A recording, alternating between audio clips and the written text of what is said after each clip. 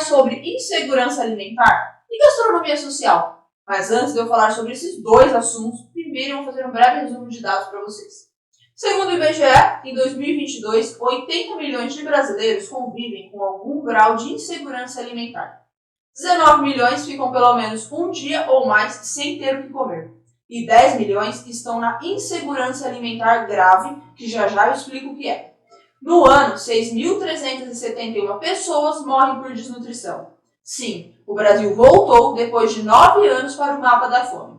Antes de falar o que é segurança e insegurança alimentar, vou fazer um breve raio-x entre fome, desperdício e produção de alimentos, para que vocês entendam que o problema não está na produção de alimentos, até mesmo porque ela é alta. O problema está, sim, na alta dos preços desses alimentos e também no desperdício. 70% da nossa produção de alimentos, o que consumimos, é proveniente dos pequenos agricultores, que seria a agricultura familiar. É graças aos pequenos agricultores que nós temos variedade e qualidade em nossa mesa. É graças aos pequenos agricultores que nós temos o prato farto. O agronegócio, que muito se fala em contrapartida, tem como objetivo principal a exportação e não o abastecimento local.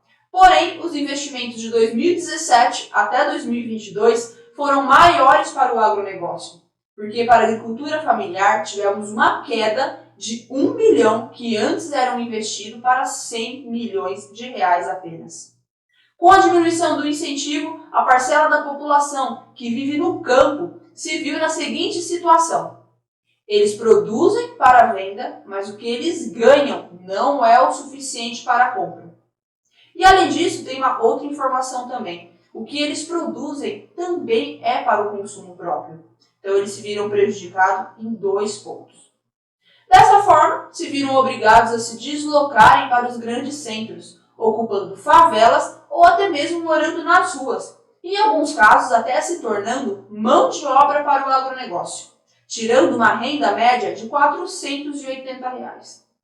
Agora talvez você se pergunte, o que esse deslocamento interfere no preço de venda?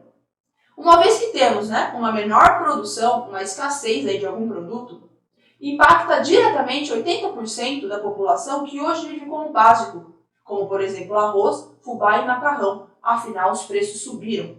Outro ponto de reflexão é o desperdício. Segundo a rede Food Service, 26,3 milhões de toneladas são jogadas no lixo só no Brasil. Isso corresponde a 1/3 da produção total de alimentos. Sim, 1/3 está indo para o lixo do nosso alimento produzido. Talvez você se pergunte também, mas o porquê existe esse desperdício afinal? Os dados que eu vou apresentar agora acredito que vão ser surpreendentes para vocês. 77% da comida que vai para o lixo é devido às pessoas que só consomem comida feita na hora. 68% preferem manter as despensas cheias, mesmo que esses produtos passem do vencimento.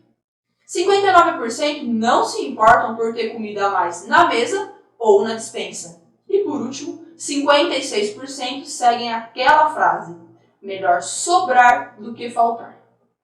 Agora que alguns pontos ficaram claros, o que seria então a segurança alimentar?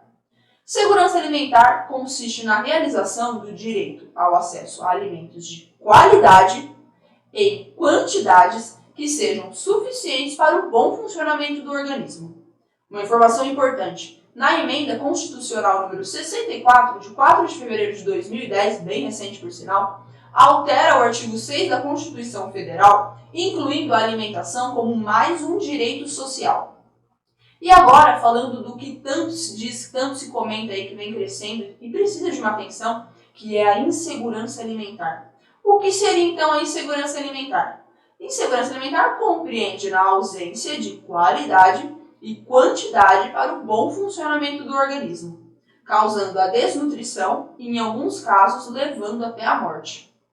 Vale lembrar, gente, que os motivos que levaram ao aumento da insegurança alimentar em 2019, 20, 21, 22 foram desempregos, dívidas, escolas fechadas, aumento dos preços dos alimentos, aumento do preço do combustível, do gás de cozinha, fechamento do comércio, baixa demanda de subemprego e um aumento dos empregos informais, afinal estávamos numa pandemia. Agora, para ficar mais claro, dentro da insegurança alimentar possuímos 3 níveis. Insegurança alimentar leve, quando se abre mão da qualidade por medo de faltar, então acaba priorizando a quantidade. Temos a insegurança alimentar moderada, quando se abre mão da qualidade e também da quantidade. Nesse caso, alguns membros da família abrem mão de se alimentarem, priorizando de repente as crianças mais novas. E por último, a insegurança alimentar grave, quando falta comida e se convive com a fome extrema. Lembrando, como eu disse no começo, que 10 milhões convivem com esse grau. Ainda dentro da insegurança alimentar, possuímos o deserto alimentar, que são locais onde o acesso a alimentos nutritivos e baratos são limitados. Grande parte das vezes consiste em quem?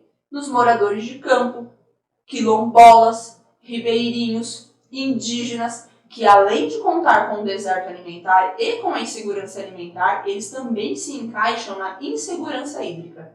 E lembrando também que mulheres negras e ou de baixa escolaridade também são as mais afetadas. Agora vamos lá para um momento de reflexão aqui. Te pergunto o seguinte, isso faz algum sentido para você? Faz algum sentido depois de tudo aqui que eu disse você continuar jogando comida fora, sabendo que tem gente aí morrendo por fome? Primeira coisa que eu sugiro é que tenha o consumo consciente, isso é extremamente necessário.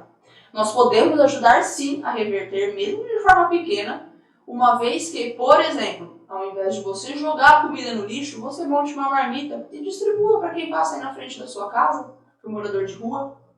E outra forma, e essa é muito legal e inovadora, é a gastronomia social. Ela surgiu com o objetivo de diminuir a desigualdade e combater a vulnerabilidade social. A ideia é que a comida seja democratizada e que aproxime o que a sociedade tem em dividir. A gastronomia social, para que fique mais claro, ela envolve chefes de cozinhas, donos de restaurantes, fornecedores, ou até mesmo você aí na sua casa que sabe fazer algo, que gosta de cozinhar. A ideia é gerar oportunidades para as pessoas que vivem em situação de pobreza e passam fome por falta de renda, ocasionado principalmente pelo alto número de desempregados e ou pessoas com trabalhos informais, que cresceu muito também. Então vamos lá, caso você aí saiba fazer pão, bolo, pizza ou qualquer prato, aquela receitinha de vó, você pode passar o seu conhecimento para o próximo. Dessa forma, o outro vai conseguir fazer algo também, seja para procurar um emprego ou até mesmo para vender os seus produtos. Além de passar o conhecimento, você estará ajudando essa pessoa a ter independência financeira e garantindo que ela possa ter o que a gente quer lutar todos os dias, que é a dignidade alimentar. O objetivo da gastronomia social desse modo, gente, é possibilitar a formação de pessoas para que estas possam ser inseridas no mercado de trabalho, seja como cozinheiro, como pizzaiolo, como padeiro, como ajudante de cozinha, garçom, garçonete, gerente, enfim. A gente abre um leque de possibilidades dentro do setor de alimentos e bebidas. Dessa forma, você forma cidadãos mais consistentes e preparados, contribuindo também para o seu crescimento pessoal. Obviamente, sabemos que não conseguiremos resolver a fome do Brasil sem a ajuda das instituições governamentais. Mas você aí pode ajudar a resolver a fome da sua rua, do seu vizinho, do morador de rua que passa aí na frente da sua casa, do que recolhe o seu reciclado, daquele que pede ajuda no semáforo. Afinal, se vocês repararem, aumentou muito o número de pessoas que estão fazendo isso hoje, E agora um exemplo aqui, eu falo por experiência própria que me veio na cabeça agora. Esses dias eu fui no mercado e gastei R$220 comprando alimentos. Eu montei 5 cestas de alimentos, cada uma ficou uma média de R$44 e tinha uns 10 itens. Uma eu entreguei para um pai de família no semáforo, outras 2 para 2 rapazes que passaram recolhendo o meu reciclado, uma eu levei para uma família que chegou até mim que estava precisando, e a última cesta eu entreguei para um rapaz que passa todo sábado, pega alguma coisa para comer para levar para a família dele. Então, se você parar para pensar aí, é uma atitude relativamente simples. Você vai no mercado e compra o que cabe dentro aí do seu orçamento. Mas com certeza, você fazendo essa atitude aí, você vai fazer a diferença na sua comunidade, na sua rua. Afinal, não existe, gente, dor maior do que uma barriga que pede comida e uma mesa vazia. Essa frase, quem tem fome tem pressa, ela é muito importante. Afinal, existe pressa para isso. Então, não deixe que pessoas tenham em seu cotidiano a fome, pensem nisso. E lembrem-se, a gastronomia tem o poder de abraçar pessoas, corações e proporcionar a dignidade. E agora eu te pergunto, o que você fará de diferente a partir de hoje? Obrigada.